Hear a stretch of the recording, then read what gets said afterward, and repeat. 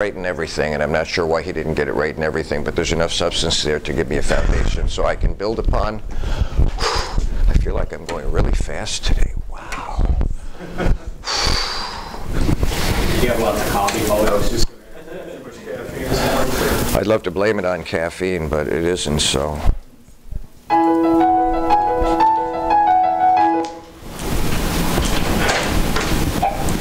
Our bodies contain many specialized cells that carry out specific functions. These specialized cells are called differentiated cells. In contrast, a stem cell is undifferentiated. Its role in the body is not yet determined. A stem cell can give rise to multiple cell types, including more stem cells.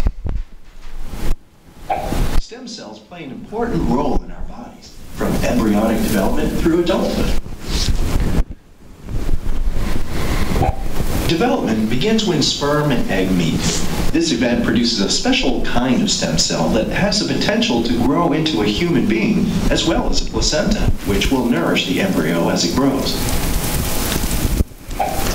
For the first few divisions, all the cells remain undifferentiated. Each one has the same potential as the fertilized egg. As development continues, a series of instructions, or signals, gradually limit each cell's potential. Differentiation has begun. 1 week after fertilization, the embryo, now called the blastocyst, looks like a lopsided hollow ball. The cells around the outside of the ball will form the placenta. A clump of cells on the inside, called the inner cell mass, will form all the cells of the body. About 2 weeks after fertilization, the cells organize into 3 layers. Cell signals restrict the cell's potential even further.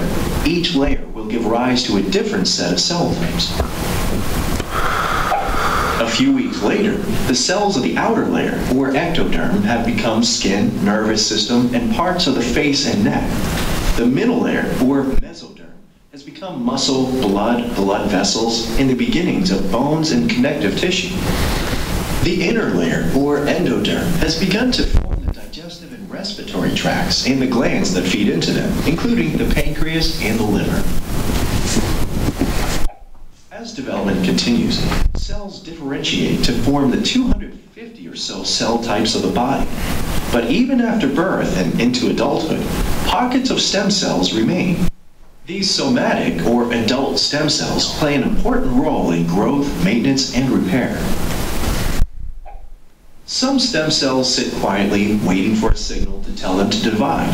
Others are constantly at work, replacing cells that are lost through daily wear and tear. Somatic stem cells differ from embryonic stem cells. Under natural conditions, they can give rise to just a few cell types. For example, bone marrow stem cells give rise most often to blood cells. Bone marrow contains massive numbers of stem cells, but most somatic stem cells sit among large numbers of differentiated cells. Somatic stem cells have been found in many other tissues, including brain, blood vessels, muscle, skin, teeth, heart, gut, and liver.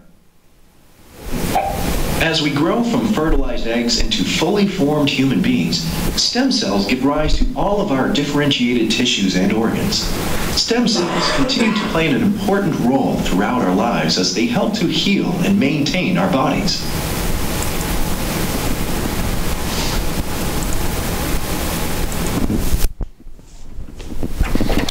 So let me break it down this way for you, okay?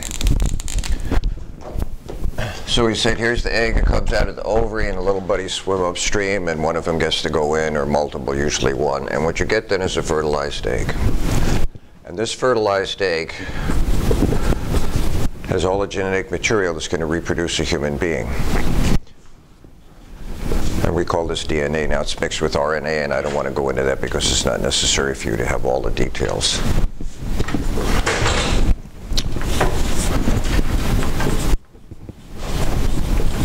For our intents and purposes, this DNA is the blueprint of life, regardless of what living thing it's in. This DNA will determine the picture of what this is going to be. In this case, it'll be a human being. Now, the egg will divide into 2, and a copy of the blueprint will go to each one. And then it'll go into 4, and a copy will be there. And then 8 and 16, 32, 64, 128. 2-week process. We said this is a zygote. You get about 220 cells, maybe to 250, and we're going to call this a blastocyst. And then it drops into the womb. We're going to call this an embryo. And then it becomes a fetus, and then it pops out of the oven and it looks just like a human being. Why? Because the blueprint determined what this living entity was going to be. Okay? Now, while it's going through this initial cell division,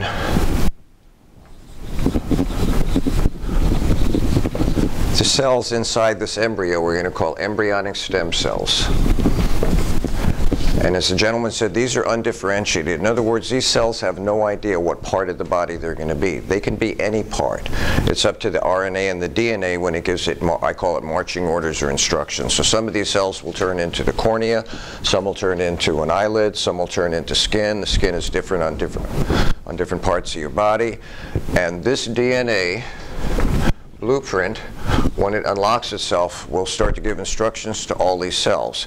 Once the instructions come, we call them somatic or adult stem cells. They're differentiated. They get their different orders. And at that point on, they can only be whatever the orders tell them they're going to be. So they may be skin in general, and then some is going to turn into eyelids, some will turn into your buttocks. Skin is different. But I talked about chopping this off, right? Okay, so this skin right here is not as sensitive as this skin right here. So even though it's all skin, it has slightly different properties, but we all classify it as skin. What this is going to be is right here in the blueprint. And the blueprint will tell it at the right time what it's supposed to be. So in the video, they showed the transition. You go from ectoderm, mesoderm. It's all there.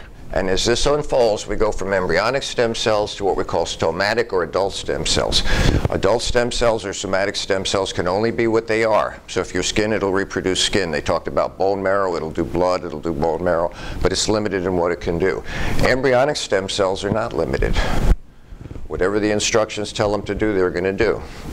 So in one case, it may tell you you're going to be this. In another case, it may tell you it's going to be that. And that's the hope with stem cell research. Oh, so if we can harvest stem cells, embryonic stem cells, and we can unlock the blueprint and figure out how it works, we might be able to tell these cells to do what we want them to do rather than letting nature do it. And then we have this incredible opportunity to do this. So I have a friend up north. Her name is Charlene. She's got congenital heart disease. She's got a bad heart valve that passes every other generation. So she's doing exercise one day, I don't know, she's in her mid-50s. She collapses, they rush her to the hospital and find out she's got a defective heart valve. Well, your heart valves work just like valves in a car, and they have to be completely seated so the pressure's right, and when they're not seated, blood can flow out of them and you have catastrophic events. So what if we were to be able to take an unfertilized egg? Now, when a woman's born, you have all the eggs you're going to have. You don't get any more. So what if we could just extract an egg that's unfertilized,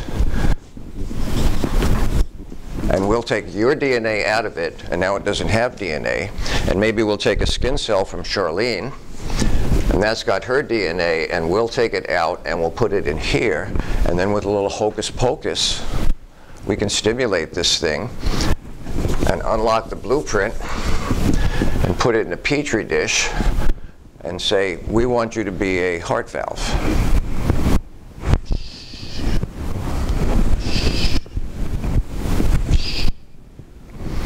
And just like nature, when it's all done, we'll call Charlene up and we'll say, do you want to make some elective surgery time? We'll take out your defective valve. We'll put in your new heart valve, because this is her DNA now, so you won't get rejection. We don't have to use autoimmune suppression drugs. And then she'll be good as brand new.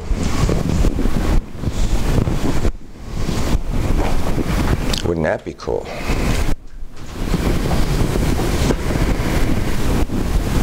I don't know, would it be cool or not? What makes it cool is that we could get rid of a lot of what we call congenital defects. My Joey was born with congenital defects. He was born with a cataract over his eye. So maybe we could just go and remove that and it would work normally, and then Joey could see out of both eyes instead of one eye. People are born with all kinds of genetic dispositions, type 2 diabetes, you know, whatever. I'm going to raise the same question I did the last time. I'm just going to go back to designer babies. And, we'll get there. you know. Oh, we'll get there. We'll get there. Don't steal my thunder, but we'll get there. But you see the upside of this. I mean, this would be tremendous if we could do it. But to do it, we have to unlock the blueprint of life. It's called Pandora's box. Once you open the box, you don't get anything back in the box. But let's say we could unlock the box and make it work. Wouldn't it be nice to not have defective parts? They were thinking of doing spinal surgery on me 3 times now, and the last time they took an MRI, and I said, by the way, you know you have a little arthritis in your right hip? Oh, really? I don't think so. Oh, yeah, you have a little arthritis in your right hip. What if we could just make it go away? Well, then you get the argument, well, then people would live too long. You've been in one place on the planet, you've been around the planet, but you haven't been there. This is a big rock, people. When I was 18, I literally went around the world. I've been in 17 countries. It's a gigantic rock. People who crunch numbers say, if you get rid of the areas that are under ice, 25% of the planet doesn't have 1 person per hectare. Hectare's 2 acres. That's a lot of land. We're not overcrowded. We just crowd into the rivers and we crowd into the coast because that makes commerce a whole lot easier. But there's a lot of land that doesn't have anybody on it. I understand the politics of overcrowding, but so we live longer and we give you your own acre, 2 acres, 3 acres, who cares? There's a lot of land out there. And we could help you live longer. The grandma and grandpa you love wouldn't pass away so soon. The mother or father's got cancer. We could just, they told me 22 years ago, too bad this wasn't 5 years from now, we could just do a little stem cell and make the cancer go away. It's a nice dream.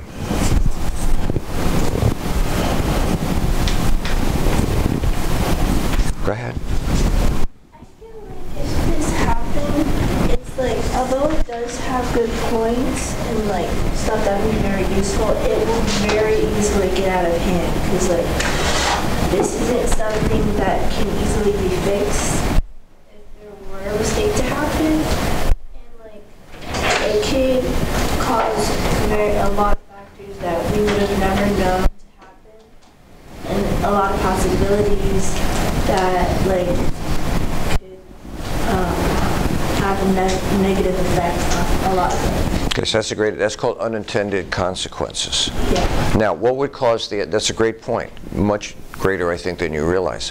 What would cause the unintended consequences? Let's say we got everything right. We got everything right. What would cause the unintended consequences? What would the next step be, sir? I mean, you know, okay, now people now are living longer, therefore more resources are being utilized both by those folks that are living longer, and also everybody, well, I believe money unfortunately makes the world go round. So those that have the means or financial means to have this done have the ability, for those that don't, basically left to the wayside. Almost like how Elysium was, in a sense, that movie with Matt Damon. Let's leave the limited resources to this side for about 2 weeks when we get to environmental ethics, and I'll blow that one apart. But go ahead. I think my fear here is who's running this stem cell research and who's going to control it after, if we ever do unlock it. That's a good